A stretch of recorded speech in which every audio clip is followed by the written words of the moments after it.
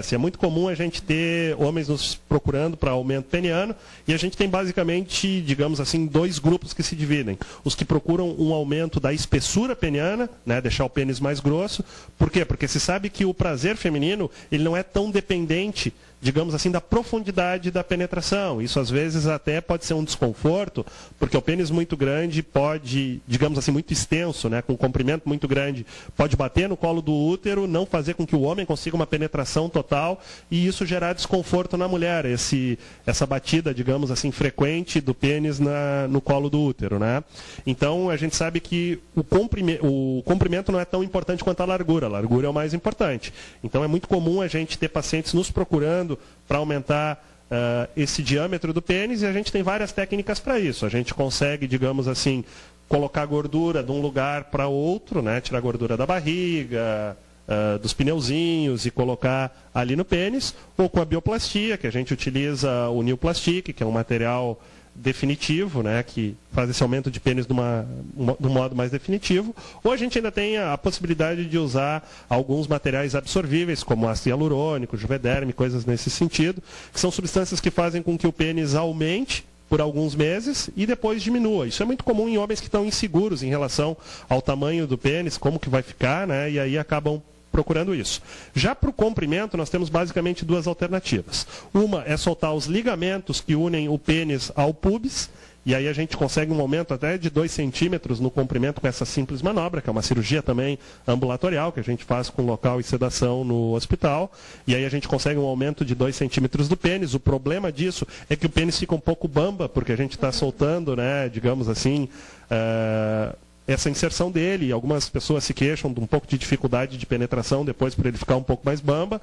E a outra possibilidade que a gente tem é através do uso de extensores que são amarrados na coxa, como se fosse uma funda, e vão puxando o pênis para baixo constantemente. É um tratamento que leva meses, né? Mas a gente consegue ganhos aí até de 5 centímetros no comprimento do pênis através dessa extensão que vai dilatando ele, né? E aí depois a gente acaba engrossando porque ele afina, né, com essa tração.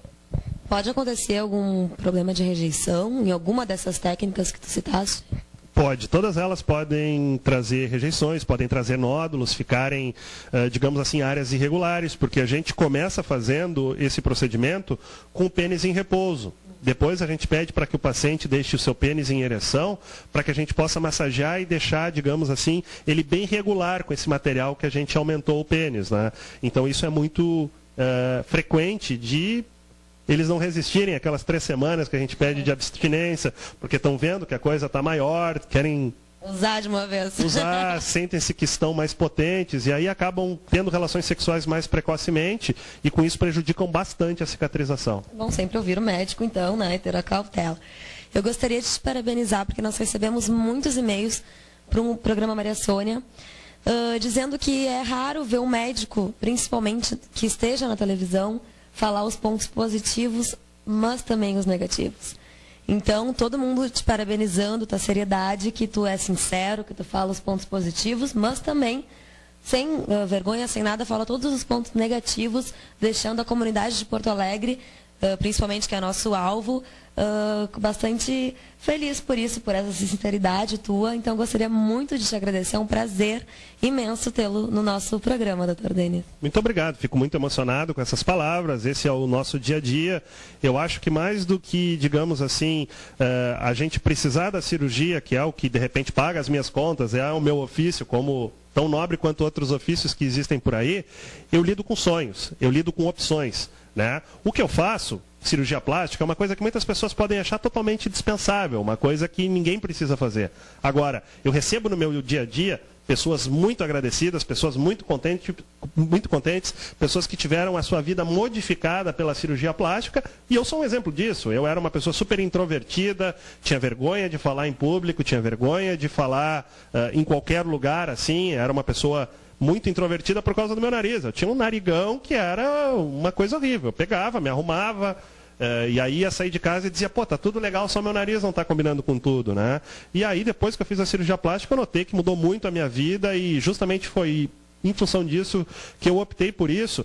E eu acredito que o bom resultado numa cirurgia plástica só é obtido quando as expectativas da pessoa são encontradas no término do tratamento, né? Por quê? Porque muitas pessoas vêm aqui para comprar um sonho, né? Em verdade não é isso que eu vendo, eu sou só um técnico que eu vou oferecer uma técnica que tem uma coisa boa e uma coisa ruim, né? A pessoa tem que entender bem o que são as coisas ruins que estão interligadas com isso, para que fique satisfeita no final do tratamento, que é tudo o que a gente quer, todo mundo feliz, todo mundo satisfeito. Lógico que não conseguimos isso em 100% das vezes, né? Mas tentamos.